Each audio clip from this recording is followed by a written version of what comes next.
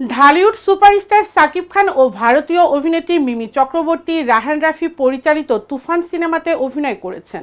সিনেমাটি মুক্তির অপেক্ষায় রাজধানীর একটি অভিজাত হোটেলে সংবাদ সম্মেলন অনুষ্ঠিত হয়।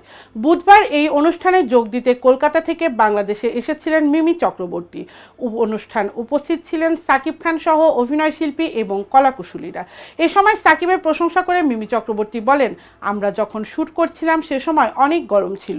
সাকিব পড়েছিল পরে, এই সময় গরমের মাঝে একবারও আমি ওর মুখ থেকে বলতে শুনিনি। মিমি বলেন, আমরা সবাই মিলে খুব মিষ্টি একটা প্রজেক্ট তৈরি করেছি, তাই আমি আপনাদের সবার কাছে কৃতজ্ঞ। পাশে থাকবেন, হৃদয়ের জায়গা দেবেন, যেন আগামী দিন আরও ভালো ছবি উপহার দিতে পারি। অভিনেত্রী বলেন, একজন ভালো কো স্টারের সঙ্গে কাজ করতে আসলেই ভালো লাগে। কাজের ক্ষেত্রে সাকিবের ডেডিকেশন আছে বলে আজকে সে আমাদের সবার প্রিয়। উল্লেখ্য, একজন গ্যাংস্টারের গল্পে তৈরি হয়েছে তুফান সিনেমা, যেখানে উঠে আসবে 90 দশকের চিত্র। সে সময়ের এক নামকরা গ্যাংস্টারের কাহিনী নিয়ে এগিয়ে যাবে তুফানের গল্প। রায়হান রাফি ও সাকিব খান জুটি ঢালিউডের নতুন কিছু উপহার দিতে চলেছেন। যৌথ প্রযোজনায় তুফানে যুক্ত আছে বাংলাদেশের নামী প্রযোজনা সংস্থা চরকি ও আলফা আই।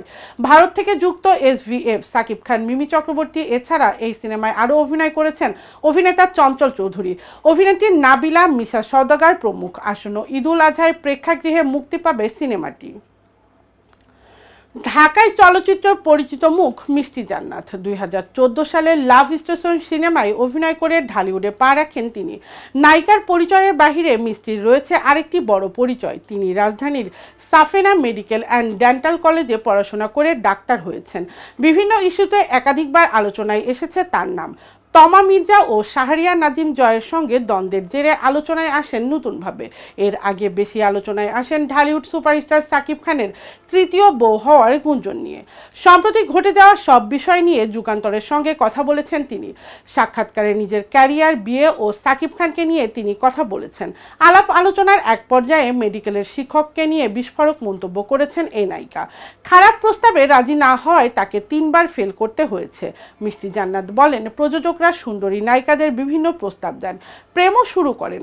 আমি প্রস্তাবে রাজি হইনি, প্রেমও করিনি। ওইসব সিনেমায় কাজও বাতিল করে দিয়েছি। এগুলো যে শুধু মিডিয়াতে হয় এমন নয়, এগুলো অনেক সেক্টরেও হয়। যদি মেডিকেল সেক্টরের কথা বলি, আমি যখন প্রথম বর্ষে পড়ি তখন এক শিক্ষক রুমে জোরপূর্বক ডেকে নিয়ে প্রভাপুর একটি ভাইরাল ভিডিও আমাকে দেখিয়েছিলেন এবং খারাপ প্রস্তাবও দিয়েছিলেন। আমি রাজি হইনি, ফলে আমাকে 3 বার ফেল করানো হয়। এই ঘটনায় প্রিন্সিপালের কাছে নালিশও করেছিলাম, কোনো প্রতিকার পাইনি। শুধু তাই নয়, অন্য শিক্ষকরাও ডিস্টার্ব করেছিল। আমার পোশাক নিয়ে কটু কথা বলতো। এক শিক্ষক আমার ওয়াশরুমে ঢুকেও পড়েছিল। এ ঘটনায় ওই শিক্ষকের বিরুদ্ধে ব্যবস্থাও নিয়েছিল কর্তৃপক্ষ।